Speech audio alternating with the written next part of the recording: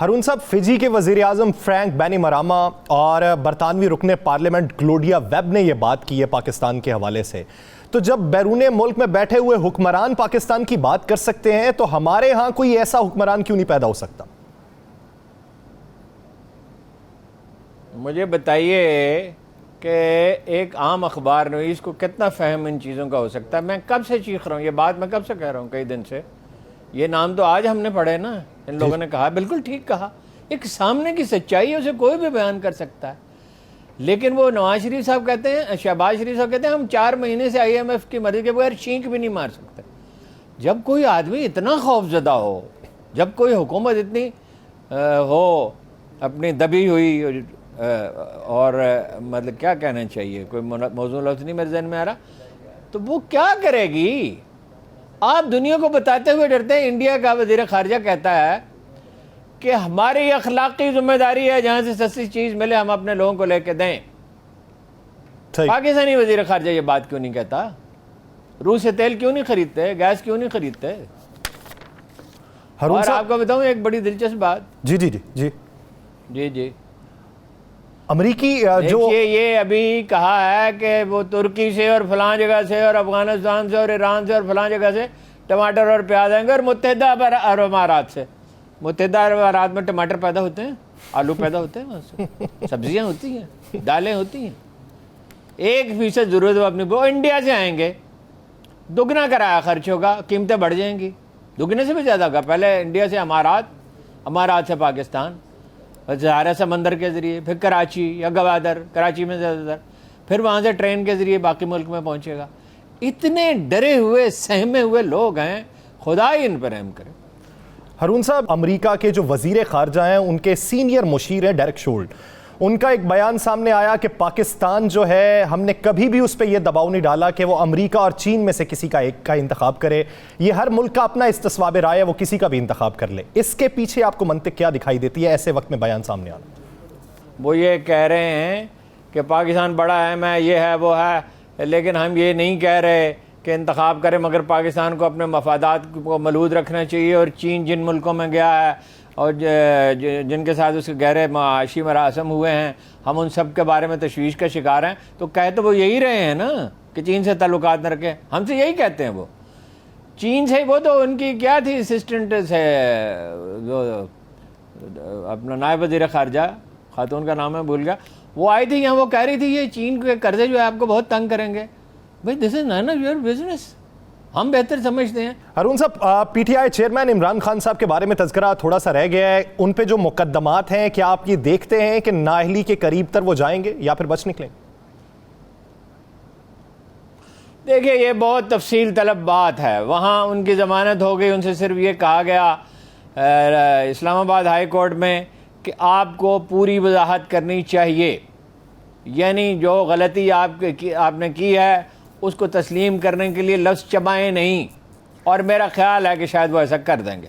اچھا، آج دہشت گردی کا جو مقدمہ تھا اس میں تو انہوں نے پوچھا کہ بھائی کب اس نے خودکش، جج نے پوچھا کب خودکش جیکٹ پہنی تھی، اس کے بعد کوئی کلاشنکوف برآمد ہوئی ہے، اور یہ نئی دفعات کیوں شامل کر رہے ہیں؟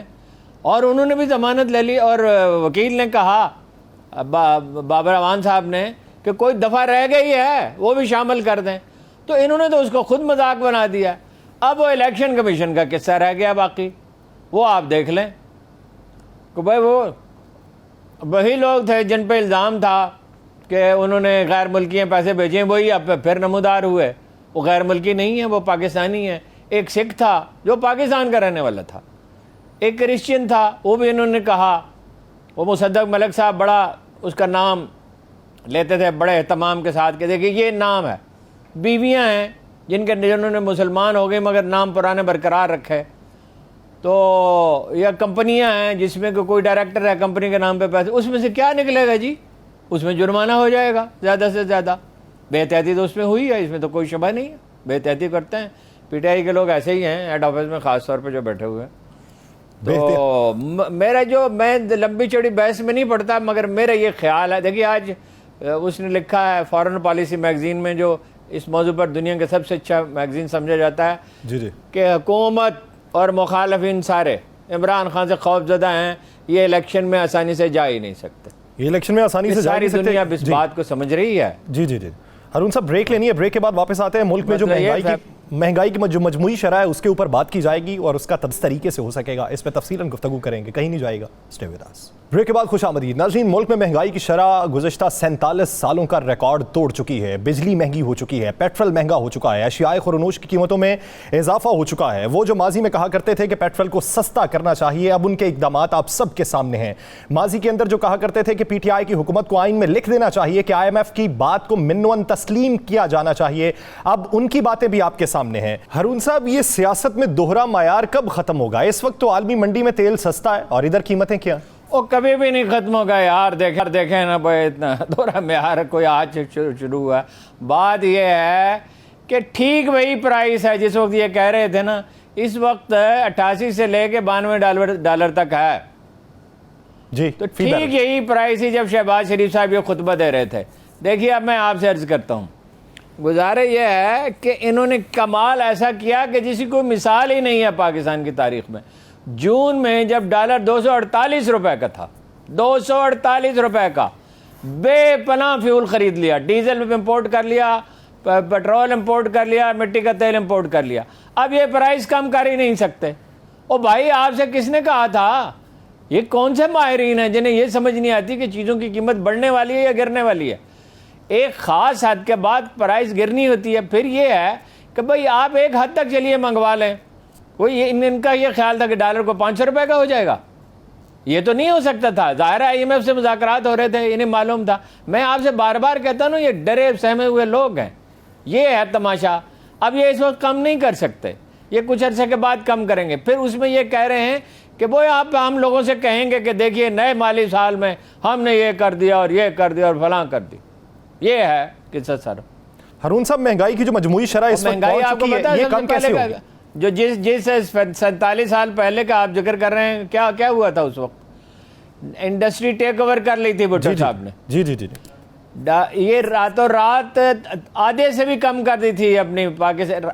خود حکم جاری کر کے, اوپن مارکیٹ میں نہیں تھا اس وقت ڈالر, حکم جاری کر کے آدھے سے بھی کم کر دی پاکستانی روپے کی قدر. ڈالر کی 2-2.5 گنا جو ہے وہ بڑھ گئی. 3.5-4 روپے کا 5 روپے کا ڈالر ہوتا تھا جہاں تک مجھے یاد ہے.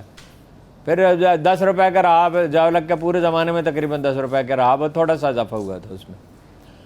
تو وہ اس وقت بھٹو صاحب کے اس کارنامے کی وجہ سے اتنی ہولناک مہنگائی ہوئی تھی, مگر ویجز بھی کچھ بڑی تھی بہت سی جگہوں پہ. تو اب اس کے بعد یہ کارنامہ اب اس حکومت نے انجام دیا ہے.